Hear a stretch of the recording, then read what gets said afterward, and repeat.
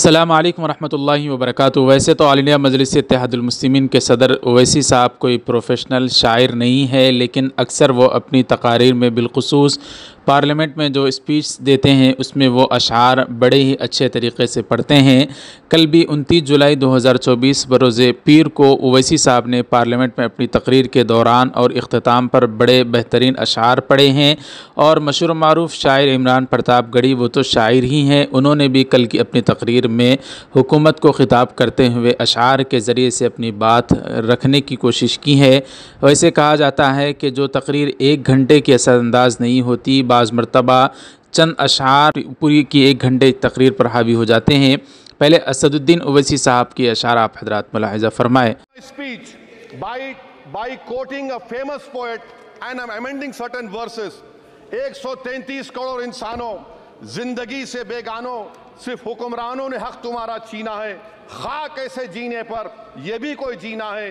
बेशऊर भी तुमको बेशऊर कहते हैं। सोचता हो ये नादान कैसे हवा में रहते हैं। 133 करोड़ इंसानों, कब तक ये खामोशी, चलते फिरते जिंदानों, गरीब खवातीन, नौजवानों, किसानों से रोने की सदाएं आती हैं।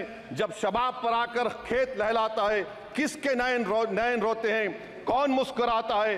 काश तुम भी समझो, काश तुम भी जानो, किस कदर भयानक है जुल्म का ये ढब। देखो रक़्स से आतिश व आहन देखते ही जाओगे, होश में ना आओगे।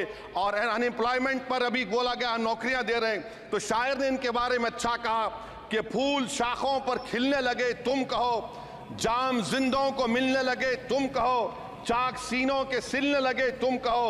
इस खुली झूठ को, जहन की लूट को मैं नहीं मानता, मैं नहीं जानता। शुक्रिया मैडम। नाज़रीन, ओवैसी साहब के अशार पसंद आ गए हों तो वीडियो को लाइक कर दें। अब सुनाते हैं मशहूर मारूफ शायर इमरान प्रतापगढ़ी, जो कांग्रेस की जानिब से राज्यसभा के मेंबर भी हैं।